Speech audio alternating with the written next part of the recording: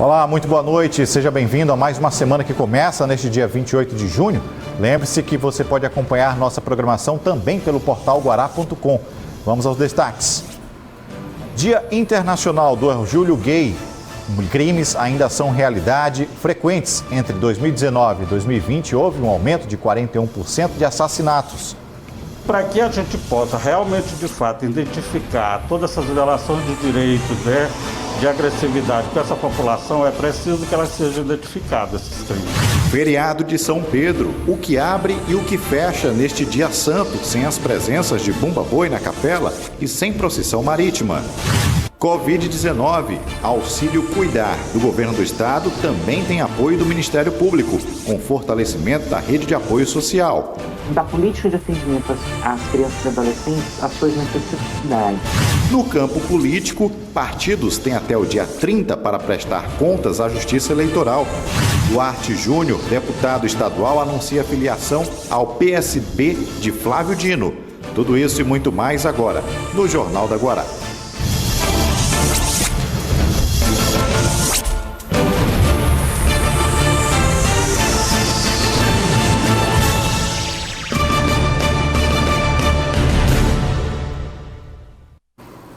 A edição de hoje tem como destaque o Dia Internacional do Orgulho LGBTQI+.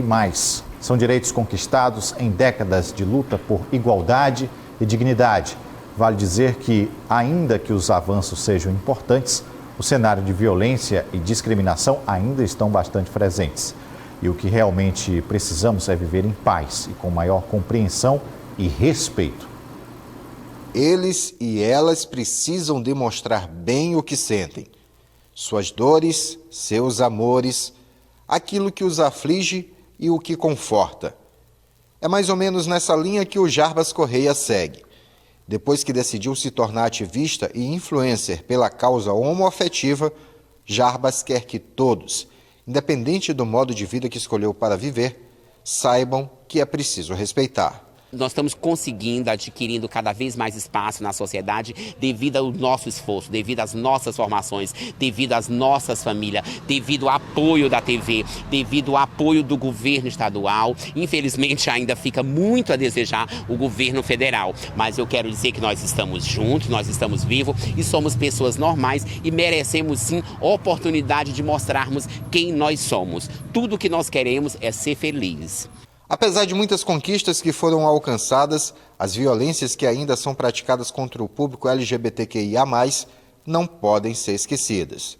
Sem dúvida, afinal de contas, né, a nossa opção, cada opção de cada homossexual, não afeta em nada, eu acho. Então, assim, nós somos capazes, somos pessoas que estudamos, somos pessoas que temos objetivos, somos pessoas que somos solidários. Sobre essas violências, a Secretaria de Direitos Humanos, através da Coordenadoria de Política LGBT, tem buscado garantir segurança à integridade LGBT, inserção no mercado de trabalho e outras políticas positivas. Enquanto Secretaria de Estado, a Secretaria de Direitos Humanos, a gente tem feito essa transversalidade da política, trabalhado essa questão da transversalidade, dialogado com as outras instâncias, tanto do poder público como da sociedade civil, para que juntos a gente construa realmente uma rede para essa disseminação da informação exata sobre as garantias de direito dessa população. O Jarbas se orgulha do que é, seja como está ou quando se transforma na Bianca Sherman Brasil. Se orgulha do que é. Essa é a principal dica. O conselho que eu dou é: busque conhecimento. Bom, vamos falar agora sobre o feriado de amanhã, São Pedro, um dos santos deste período junino.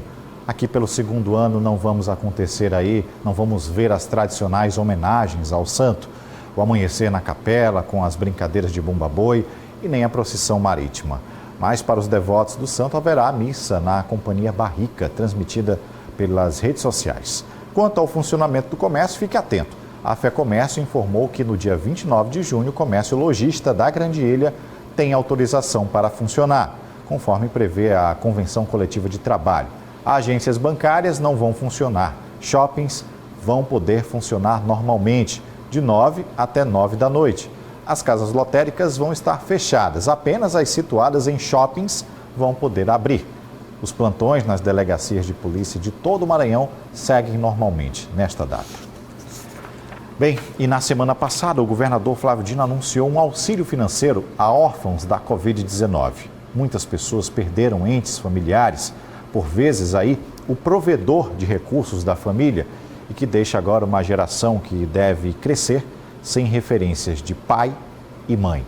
A Promotoria da Infância e Juventude vem trabalhando e acompanhando essa temática. Entre tantas vítimas feitas pela Covid-19, as que possivelmente façam mais falta são os pais e mães de crianças que ficaram órfãos. Estes sequer chegarão a conhecer aqueles que lhes deram a vida. Mais grave é pensar o que pode acontecer com estas crianças. Muitas podem ficar sem uma proteção, uma garantia que lhes proporcione um futuro com mais clareza. Sobre isso, conversei com o promotor de justiça da Especializada em Proteção aos Direitos da Infância e Juventude. Segundo ele, existem frentes que precisam ser levadas em consideração. A primeira delas é dar visibilidade ao assunto. Principalmente a partir de 3 eixos. A desinvisibilização, né? Quem são essas crianças, onde elas estão, com quem estão. O segundo é a questão, o aspecto da segurança de renda. E o terceiro é a adequação dos serviços da saúde, da assistência social, da educação, da política de atendimento às crianças e adolescentes, às suas necessidades. O promotor fala ainda em segurança de renda aos órfãos, seja através de familiares que venham a cuidar deles ou por entidades de acolhimento. A pedido do Ministério Público, a Corregedoria Geral da Justiça editou um provimento possibilitando que os cartórios possam agir em colaboração para essa identificação. De que forma?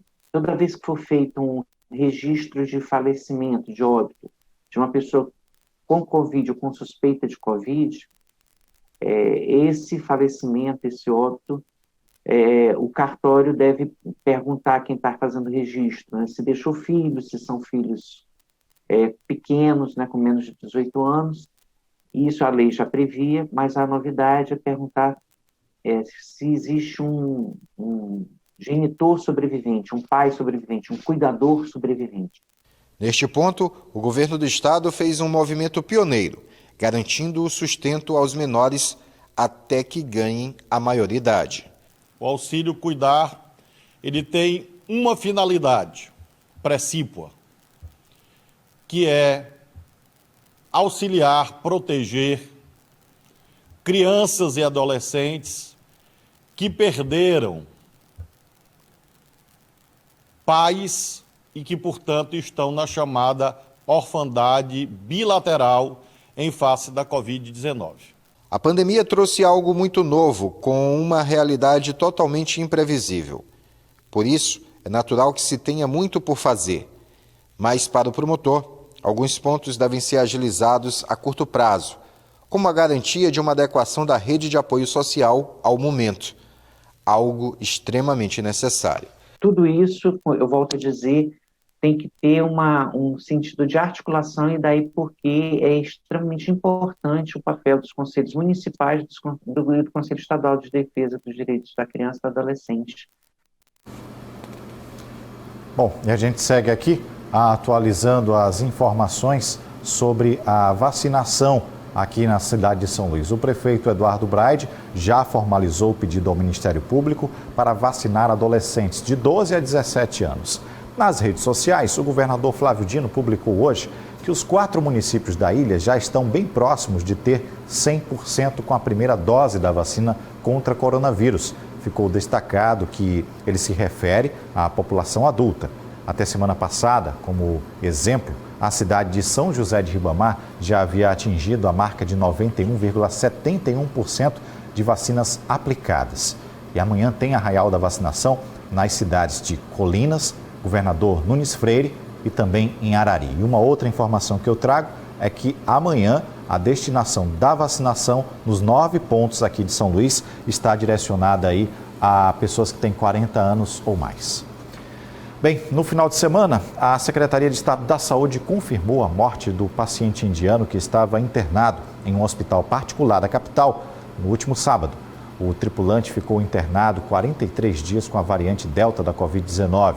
Ele chegou ao litoral maranhense, vindo da Malásia, com os primeiros casos da variante indiana da Covid-19 aqui no Maranhão.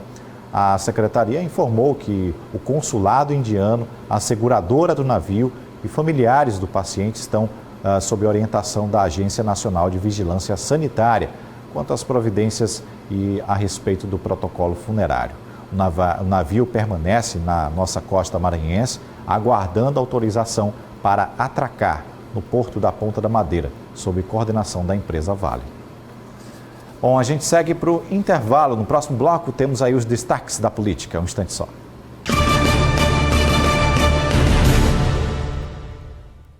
Voltamos com os destaques da política. Dia 30 de junho encerra o prazo para a prestação de contas de partidos políticos referentes às últimas eleições. A apresentação das contas à Justiça Eleitoral dá início ao processo judicial de prestação de contas partidárias. Os partidos devem prestar contas até a próxima quarta-feira através do Sistema de Prestação de Contas Anual, que é disponibilizado pela Justiça Eleitoral. As direções partidárias devem encaminhar toda a documentação necessária, como nota fiscal, contratos e outros comprovantes que informem os gastos partidários nos últimos meses. A prestação de contas é exatamente aquilo que é recebido por cada partido político ou seus diretórios, advindo se do estadual ou do federal. Por exemplo, nós temos até o dia 30 de junho, a próxima quarta-feira, para ser entregue. Aquele que não fizer, ele vai fazer ou depois, pagando multas e correndo até, se for o caso, de ter a sua cota partidária suspensa pelo Tribunal Regional Eleitoral. A OAB proibiu que as doações advocatícias sejam feitas aos partidos e que os profissionais sejam contratados formalmente, assim também como acontece com o contador. Os partidos também precisam prestar contas sobre os gastos feitos na internet e principalmente nas redes sociais. Após o fim do prazo, as contas partidárias vão ser julgadas pela Justiça Eleitoral e poderão ser aprovadas ou não. Todo e qualquer pagamento, ele tem que ser feito mediante nota fiscal ou com comprovante. No caso dos advogados, eles davam exatamente o recibo com a nota fiscal dos seus honorários que eles trabalharam. Porque amanhã, quando a prestação de contas, se houver alguma coisa, isso é que nem você quando faz imposto de renda. Faz o batimento. Você diz que pagou, que tem aquela prestação de conta.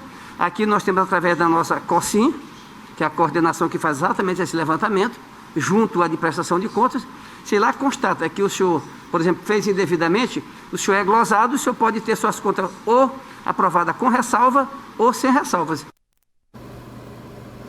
Bem, no campo político partidário, por meio de redes sociais, o deputado estadual Duarte Júnior anunciou filiação ao partido PSB. Duarte segue para o mesmo partido do governador Flávio Dino. O ato de filiação do parlamentar acontece amanhã, às 10 horas. Vai ser transmitido pelas redes sociais. Ele deve concorrer ao cargo de deputado federal pela legenda nas eleições de 2022. A chegada do parlamentar ao partido PSB pode causar aí uma disputa maior a um cargo de deputado federal, já que Bira do Pindaré, atual vice-presidente do partido, deve concorrer também ao cargo de deputado federal. Bem, e já que falamos neste movimento de filiações, partidos, o ex-prefeito de São Luís, Edivaldo Holanda Júnior, deve se filiar ao PSD e pode lançar sua candidatura a governo do estado. Tudo isso ainda não é oficial. Edivaldo ainda mantém silêncio sobre seu futuro político. Um dos pontos que merecem atenção sobre o PSD são a legenda, que possui estrutura, fundo eleitoral e tempo de televisão para que possa concorrer em condições de igualdade com outros partidos. Agora é aguardar. Falando agora de números da economia. Segundo informações do Banco Central, as instituições financeiras elevaram a projeção para o crescimento da economia brasileira este ano de 5% para 5,05% para o próximo ano. A expectativa para o PIB é de crescimento de 2,11% em 2023 e 2024. O mercado financeiro projeta a expansão do PIB em 2,5%. Sobre a inflação, a previsão do mercado financeiro para o IPCA deste ano subiu aí de 5,90% para 5,97%. A estimativa para 2021 supera o limite superior da meta de inflação. Para 2022, a estimativa de inflação permanece em 3,78%, tanto para 2023 como para 2024. As previsões aí, o índice é de 3,25%. Com relação à cotação do dólar, a expectativa é que siga em R$ 5,10. Para o fim de 2022, a previsão é que a moeda americana fique fechada em R$ 5,20. E olha que já estamos falando em números, dados da Agência Nacional do Petróleo, Gás Natural e Biocombustíveis, ANP, mostram que a alta média do gás de cozinha nas últimas 4 semanas no Brasil chegou a 4,3%, com o produto já sendo encontrado aí a R$ 130, o botijão de 13 quilos no centro-oeste do Brasil.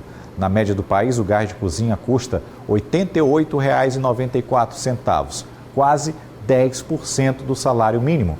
A gasolina subiu também, 0,6% nas últimas 4 semanas. E o diesel permaneceu praticamente estável, negociado nos postos de abastecimento a um preço médio aí de 4,498, reflexo de menos ajustes em relação ao mercado internacional. Depois desses números, a gente vai para o intervalo e na volta a gente fala sobre o PAS, o processo seletivo da UEMA, PAS 2021. A gente volta já.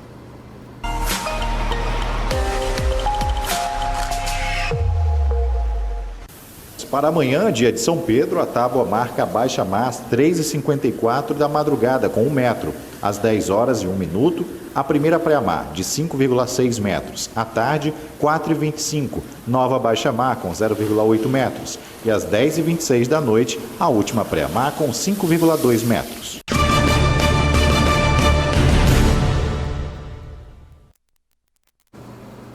Jornal da Guará de volta. E a Universidade Estadual do Maranhão informa aos candidatos inscritos no processo seletivo de acesso à educação superior, o PAS 2021, que o link de acesso à confirmação de inscrição e o local de prova já está disponível. O PAS 2021 acontece aí nos próximos dias 4 e 5 de julho, ou seja, domingo e segunda. As provas serão aplicadas em etapa única e serão compostas por 44 questões objetivas de múltipla escolha e uma produção textual. Em decorrência desse cenário pandêmico da Covid-19, os 43.956 candidatos inscritos no vestibular da UEMA foram divididos em 2 grupos. As provas aplicadas em ambos, os dias terão aí o mesmo grau, o mesmo perfil de dificuldade. Bem, e a nossa edição mostra agora os números do boletim de hoje para a Covid-19 em nosso estado. Depois do final de semana e véspera aí de um feriado, é bom sempre reforçar que ainda precisamos seguir os protocolos sanitários. Os números divulgados agora há pouco mostram que temos novos casos da doença. Na ilha de São Luís, são 131 novos casos. Em Imperatriz, foram registrados 3 casos. Já nas demais regiões, o total de novos casos é de 3.030. O número de internações em leitos de enfermaria está em 1.023. Já em leitos de UTI, segundo o último boletim, o total é de 598. Olha só, a semana que passou foi celebrado o Dia Mundial do Fusca. Muitos ainda se impressionam como ele vem aí encantando e atravessando gerações e ainda é sucesso entre os amantes do automobilismo. Confira. Eles foram criados há mais de 50 anos e ainda hoje despertam a paixão de muitas pessoas. Estamos falando dos Fuscas. No Brasil, o veículo começou a produção em 1959 e foi encerrada a fabricação em 1996. Mesmo assim, após 25 anos, o Fusca continua fazendo muito sucesso. O Cândido é um desses brasileiros apaixonados pelo veículo. Ele tem 25 anos, a mesma idade que o Fusca deixou de ser fabricado aqui no Brasil. O Cândido herdou o carro do avô em 2012 e de lá para cá a paixão por esse veículo, que foi fabricado em 1975, só aumentou. E sempre fez parte da família, né? Desde o ano de 82, a década de 80, que foi o meu avô que tirou a carteira e foi o primeiro carro dele. Desde então ele sempre se manteve com o mesmo carro e faleceu em 2012 e até hoje a gente mantém essa paixão em casa, né? No Fusca ainda é possível encontrar peças como o distribuidor com platinado e o dínamo, que só tem esse tipo de veículo, além de um visual sofisticado e único, que chama a atenção de quem passa por um Fusca. Bem conservado, para a época deles, estão bacanas. Chama bem a atenção, né? Demais. E são esses diferenciais que atraíram o Francinaldo a comprar um Fusca. Ele é dono deste veículo há 2 anos e decidiu pôr em prática uma ideia bem ousada: viajar por todo o Brasil com um Fusca. Resolvi pegar essa ideia e montar tudo dentro desse Fusca. Eu fiz a adaptação da cama, né? Aí fiz uma adaptação também com canos para colocar água, que é a hidráulica, e tem a elétrica também dentro dele, tem uma energia independente dentro dele. Para seguir viagem por todo o Maranhão e pelo Brasil, o Francinaldo teve que passar 6 meses adaptando todo o Fusca. Aqui ele colocou uma cama, roupas, alimentos e, acredite, aqui nessa parte superior ele fez uma espécie de guarda-roupa e ele também teve uma ideia totalmente diferente. Ele decidiu colocar canos para reservar água. E se você não acredita, olha aí o Francinaldo montando a cama que ele vem passando os últimos meses. Toda essa experiência sobre 4 rodas, ele faz questão de compartilhar nas redes sociais. Quero rodar todo o Maranhão no Fusca, eu quero divulgar todas as belezas do nosso estado. Eu já estou com 3 dias aqui em São Luís. Passei 3 dias dormindo ali na Praça dos Pescadores. Hoje eu quero dormir ali em frente ao Palácio dos Leões e quero divulgar o Maranhão todo no meu canal no YouTube. Para o Cândido, que a gente viu no começo dessa reportagem, a paixão pelo Fusca é tão grande que ele nem pensa em mudar de veículo. E sem nem possibilidade de venda. Isso aqui é praticamente um irmão, um pai, um tio, que a gente não tem como substituir, né? Bom, essas foram as nossas informações deste início de semana para você. Que você comece aí sua semana muito bem. A gente volta a se encontrar amanhã, 18h30. Você fica com os analistas, recebendo hoje o deputado estadual Rafael Leitoa. Tchau, até amanhã.